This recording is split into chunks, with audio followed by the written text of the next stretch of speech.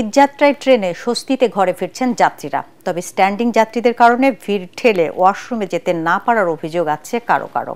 Railway কর্তৃপক্ষ বলছেন, চাপ সামলাতে অতিরিক্ত বগি সংযোজন করা হচ্ছে।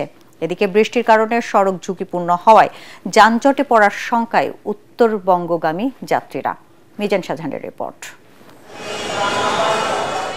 লেখাপড়া কিংবা চাকরির কারণে ইট পাথরের নগরীতে থাকতে হলেও আসল স্বস্তি যেন নিজ শহর কিংবা গ্রামেই। তাই তো ঈদের ছুটিতে পরিবার পরিজন নিয়ে নারীর টানে তাদের এই ছুটে চলা। টিকিট পাওয়া থেকে শুরু করে যাত্রাপথে আছে নানা বিড়ম্বনা।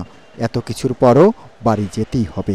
আমার ভাইয়ের স্কুল ছুটি হয়ে গেছে, আমাদের এখন কাজে আর ঈদের আগে যেতে গেলে অনেক লেট হয়, প্লাস অনেক জ্যাম থাকে, সমস্যা হয়, তাই আমরা আগে যাই, প্রতিবারই আগে যাই।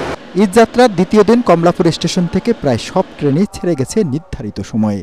একমাত্র রংপুর এক্সপ্রেস 20 মিনিট দেরিতে ছাড়লেও এ নিয়ে অভিযোগ নেই যাত্রীদের।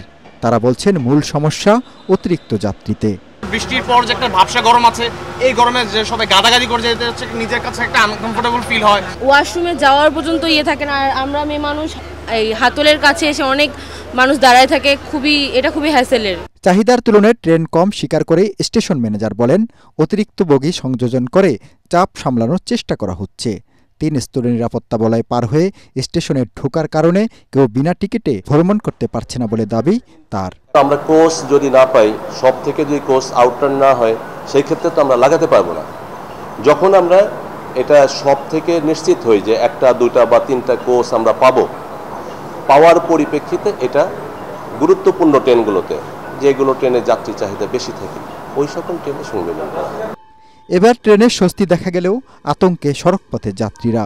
বৃষ্টির কারণে জরাজীর্ণ সড়কে তীব্র যানজটের আশঙ্কা করছেন তারা। ঈদযাত্রায় সড়ক, রেল ও নৌপথে ডাকাতির মতো অনাকাঙ্ক্ষিত পরিস্থিতি এড়াতে আইনশৃঙ্খলা বাহিনীর কড়া নজরদারি দেখতে চান যাত্রীরা।